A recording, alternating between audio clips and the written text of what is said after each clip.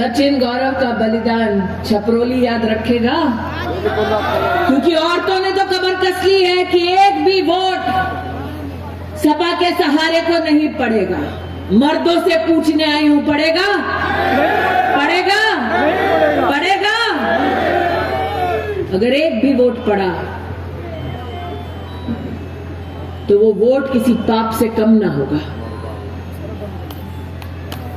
सहेंद्र जी आज बड़े गौरव के साथ मुझे कह रहे थे कि वो इलाका है जहां पर माओं ने अपने बेटों को सरहद पर भेजा ताकि मां भारती की रक्षा हो सके। ये वो इलाका है जहां बेटा जब फौज की वर्दी पहनता तो मां मुस्कुरा कर कहती, दुश्मन अगर आंख दिखाए मां भारती को तो अपने प्राणों को न्यौछावर करने से पहले 1 मिनट भी मत झिझकना। ये वो भूमि है और आज इस भूमि पर दुस्साहस करते हैं वो लोग चुनाव लड़ने का जो हिंदुस्तान की फौज से प्रमाण मांगते हैं कि बताओ पाकिस्तान में जाकर आपने मुंह तोड़ जवाब दिया कि नहीं दिया। तो आज छपरौली की जनता से कहने आई हूं, क्या उनको वोट मिलेगा जो हिंदुस्तान की फौज पर शक करते हैं? क्या उनको वोट मिलेगा जो दिल्ली में जाकर एक कॉलेज में यूनिवर्सिटी में भारत के टुकड़े होने का नारा देते हैं? क्या उनको वोट पड़ेगा जो कश्मीर से धारा 370 हटाने के लिए हिंदुस्तान का विरोध करते हैं? क्या उनको वोट मिलेगा?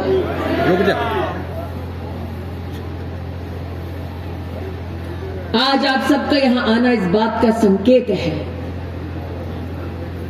कि ये चुनाव साधारण चुनाव नहीं है।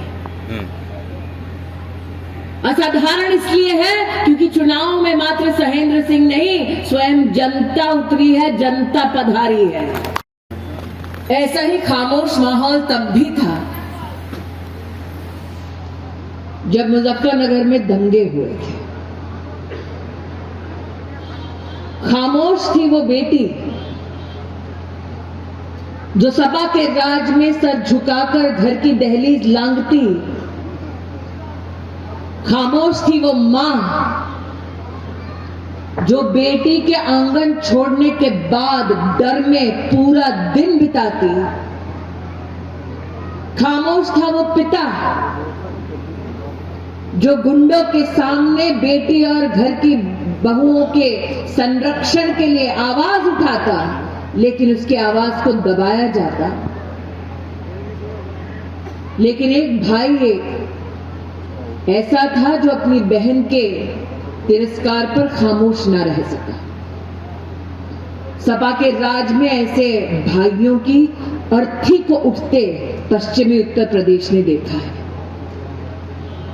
और इसलिए आज छपरौली सहेंद्र जी आपके लिए नहीं, उस बेटी के लिए, उस भाई के लिए आई हूं जिसको सपा के राज में शर्मिंदा होकर जीना पड़ता था।